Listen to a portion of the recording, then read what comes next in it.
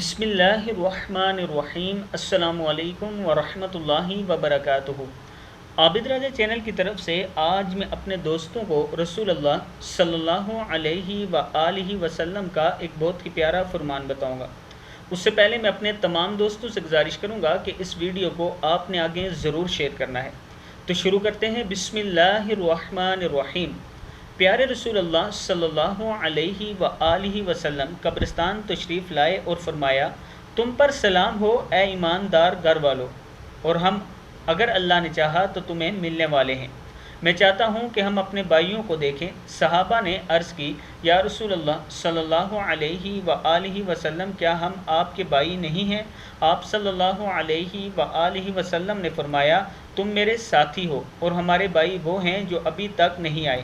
صحابہ نے کہا، اللہ کے رسول صلی اللہ علیہ وآلہ وسلم، آپ کی امت کے وہ لوگ جو ابھی تک نہیں آئے، آپ انہیں کیسے پہچانیں گے؟